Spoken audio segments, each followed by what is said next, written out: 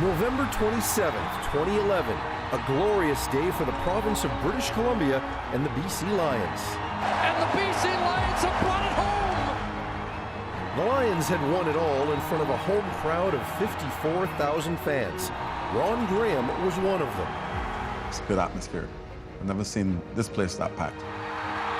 Andrew Harris won the award for Most Outstanding Canadian. I heard the name, but I didn't know who it was. And I thought it was some guy from Surrey. But Ron wasn't looking at some guy from Surrey.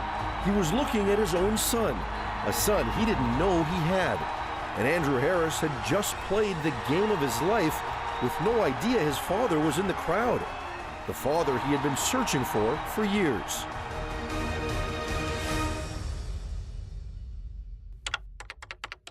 Googling and Facebook, internet or in social media, I was all over it for the last, 6-7 years.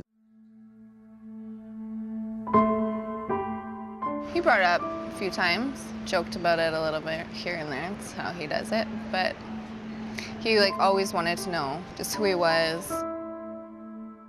Andrew Harris grew up in Winnipeg with his mom and stepfather. Your mom works 2 jobs. You had a stepfather at the time. Were you close to him at all? There was instances where we were tight, but at the end of the day, there wasn't a lot of positive things that came out of that relationship between us. By the time he was a teenager, Andrew was hanging out with the wrong crowd and destined for trouble. He moved to BC on his own and started over, chasing his dream of professional football. But there was still something missing, especially on Father's Day.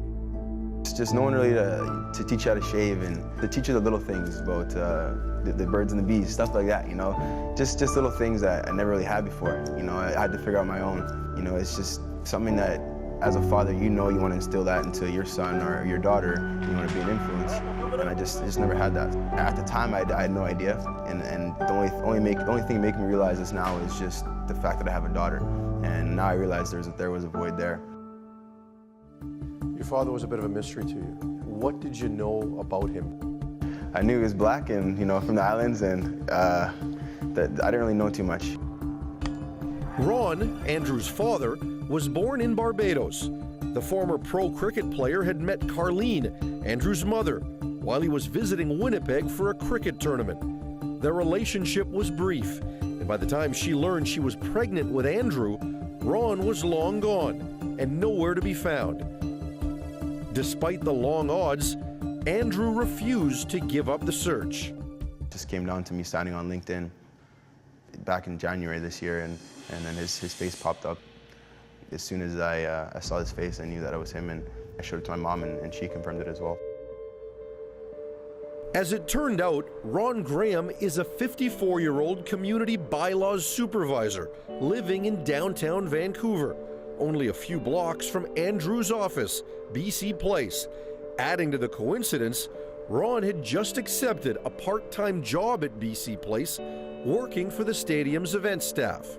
It's crazy to know that I've been in BC for the last 10 years.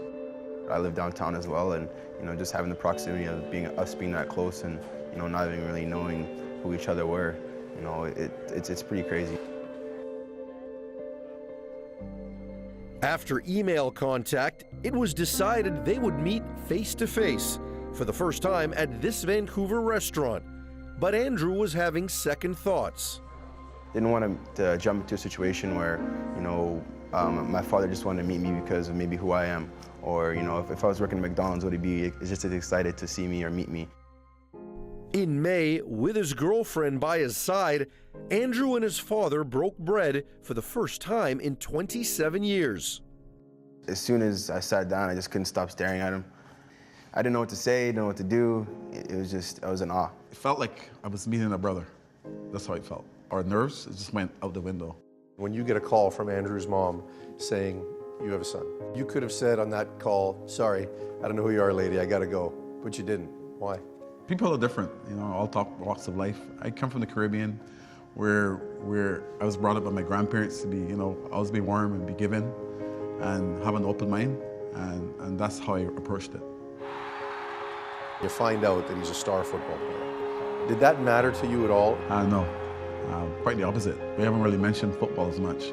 because as I told him, it wouldn't matter if he was in jail, on the street, whatever. He's a person, right? And I love people.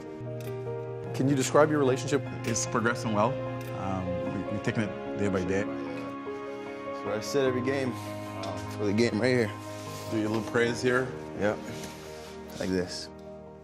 His personality is different. I just feel like he feels more wholesome now. We have a lot of things in common. 2 weeks ago, we were at the bar and we did a little jig together. I'm like, yeah, you got some rhythm. You got some rhythm. It was kind of fun. The relationship we have now, that's growing and building, you can see the genuine part, the side of him, and I think my mom's happy about that.